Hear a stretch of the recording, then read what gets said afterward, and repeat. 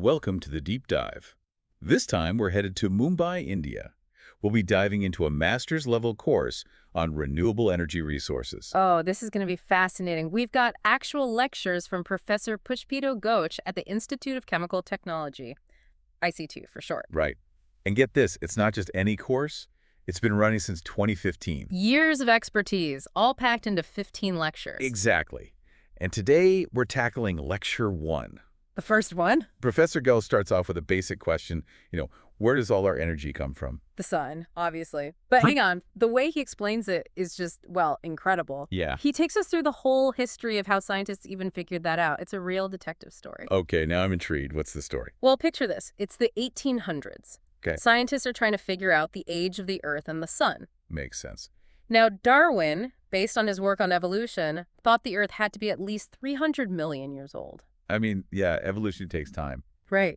But then there's Lord Kelvin, a big shot physicist, He argued, no way, the sun can't be older than 50 million years, based on his energy calculations. So Clash of the Titans, what happened? Darwin actually backed down. Seriously? Yeah. He was so intimidated by Kelvin's reputation that he actually removed his own estimate of the Earth's age from his later books. Wow. So how do we get from there to what we know now? It took a real revolution in physics, and it came from, you guessed it, Einstein. Whoops, exactly. Exactly. That equation showed that mass and energy, they're basically two sides of the same coin. Right. And that opened up this whole new possibility.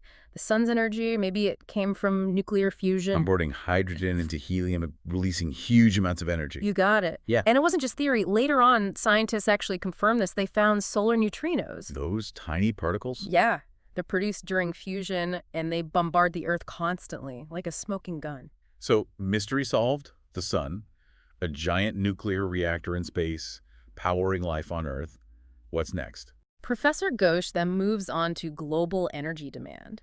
And this is where it gets really interesting. He calls it a tale of two worlds. Two worlds. Yeah. See, developed countries, their energy demand has been pretty stable lately, but developing nations like China and India, they're seeing explosive growth. Well, as people's lives improve, they want more things that use energy. Ah. Electricity, appliances, cars. Exactly. But here's the catch. Can they keep up this growth without relying too much on fossil fuels? Especially somewhere like India with limited resources. That is the big question. And Professor Ghosh doesn't hold back. He points out India relies heavily on coal. How heavily? About 70% of their electricity comes from coal, and that's a major hurdle on the road to sustainability. Speaking of fossil fuels, Professor Ghosh also digs into the history of the petroleum industry. It's fascinating. Did you know it only really took off in the 1800s? Yeah. So we've been on this fossil fuel frenzy for a tiny sliver of time compared to how long it took them to form. It makes you think, doesn't it? We're depleting resources at an insane rate, resources that took millions of years to create. And those projections about how long they'll last are pretty scary, right? Yeah, like British Petroleum estimates we only have about 45 years of oil reserves left. 45 years. That's not long at all, especially with how much we rely on oil. It's a serious wake-up call. But Professor Ghosh doesn't just stop at the problem. He also talks about solutions. Like renewable energy. Absolutely, but he's also realistic. He says it's not just about swapping out coal for solar panels. We need to think about all the materials and products we make using fossil fuels. Plastics, fertilizers, medicines. All of it. It's not just about energy. It's about finding sustainable alternatives for basically everything we use. Okay, so it's a much bigger challenge than just switching power sources. Exactly. It's about rethinking how we make and use almost everything. Wow, okay. So we know fossil fuels aren't a long-term answer, but is renewable energy really the solution? What about all the limitations? You're right. It's not that simple. Professor Ghosh is a big supporter of renewables, but he points out some real hurdles, especially for India. Like what? Well, they have limited renewable resources. And then there's the issue of replacing fossil fuels in all those non-energy applications we talked about, finding ways to produce all those materials sustainably. Right. It's a really complex problem. It is. And to make things even more interesting, Professor Ghosh brings up another factor, the energy use of the ICT sector. Information and communication technology. Yeah, it's a bit of a double-edged sword. How so? Well, on the one hand, ICT has this huge potential for innovation and efficiency, but on the other hand, it's incredibly energy hungry. I never really thought about that. Right. Especially with all the servers, data centers, and now the rise of robots and automation. So is that good or bad? That's the question. Professor Ghosh suggests that ICT's energy consumption could actually skyrocket in the coming years. Putting even more pressure on our resources. Exactly. So will advancements in ICT help or hinder our move toward a sustainable future? That's something to think about. Yeah. It Yeah. seems like we've just scratched the surface here. Oh, definitely. We've got a lot more to uncover. Well, I can't wait to hear it. Okay, so that energy consumption thing with ICT, that's pretty worrying. Yeah, it's a bit of a dilemma, right? All this cool technology, but it needs power. Right. But let's go back to India for a second. Mm-hmm. Professor Ghosh gives some pretty big numbers about their energy situation. Oh, yeah, some serious stats.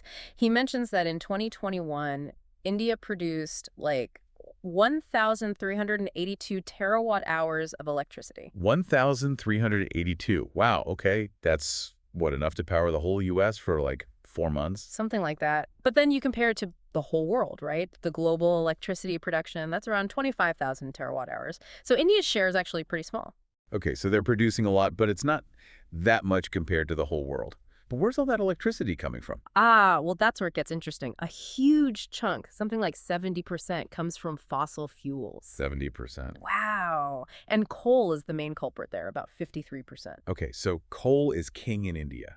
It really is. And here's the crazy part. They actually import a lot of coal from other countries. Wait, what? Why? I thought they had tons of their own coal. They do, but a lot of it's, well, not great quality, high in sulfur, which means more pollution when you burn it. So importing better coal helps with the environment a bit. Exactly. It's kind of a trade-off. Cost, energy security, and pollution. But Professor Ghosh, he's amazing. He doesn't just see these problems, he sees them as opportunities. Opportunities. Yeah. He gets his students thinking outside the box. Like, he talks about sulfuric acid. Sulfuric acid. Yeah, it's a super important chemical. Fertilizers, textiles, all sorts of stuff. Oh, right. So Professor Ghosh asks, what if we could take the sulfur out of that low-quality coal and use it to make sulfuric acid, turning a problem into a solution? That's brilliant. It is, and it really shows how everything's connected. Energy, materials, sustainability. You can't just look at one thing in isolation. Okay, so we've talked about coal. What about oil? Professor Ghosh takes us through this whole history of the petroleum industry, and wow, it really makes you think. Yeah, he points out that the first natural gas plant, it was built way back in 1825. Wow, okay. And the first commercial oil well, 1846. The whole industry, it's barely 200 years old. That's crazy, and we've been burning through these resources like there's no tomorrow. I know. Millions of years to form, and we're just, poof, gone. And then there are those projections we talked about, how long these reserves will last. Like that 45 years estimate from British Petroleum. Yeah, that's just around the corner. It's scary. It is. And Professor Ghosh actually brings up another factor here, the whole rise of robots and automation. Oh, yeah, he mentioned that before. Like, robots are both good and bad, energy-wise. Right. On one hand, they can make things more efficient, less waste, which theoretically saves energy. So maybe they're a good thing after all. Maybe, but those robots need power to run, right?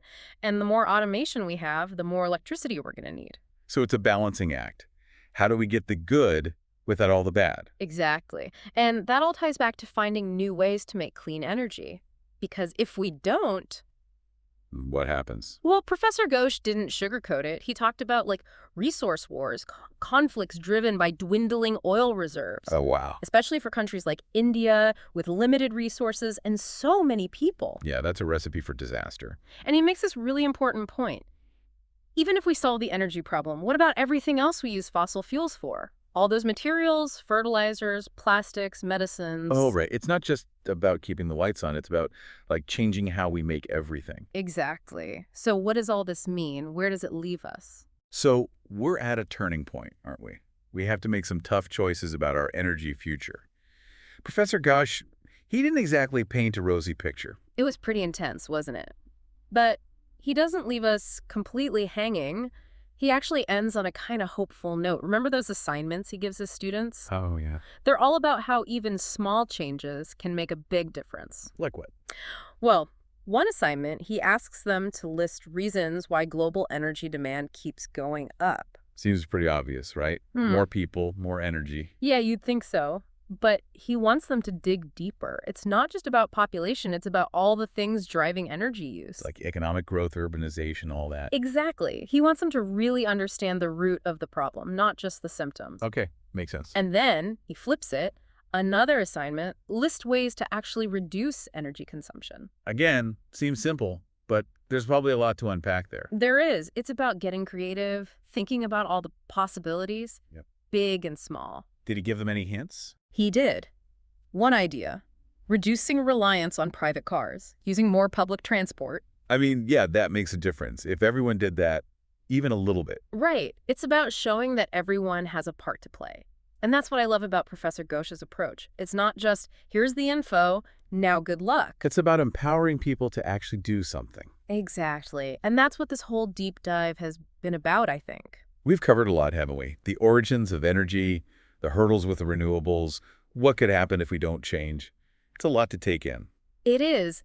But we've also seen some hopeful signs, haven't we? The scientists who figured out fusion, the growing awareness of sustainability, the power of individual action. Yeah, so if there's one thing we take away from this, it's that the future of energy is still being written. Exactly. And we all get to contribute to the story. So keep exploring, keep asking questions, keep pushing for a better world. Absolutely. And remember, knowledge is only powerful if we actually use it.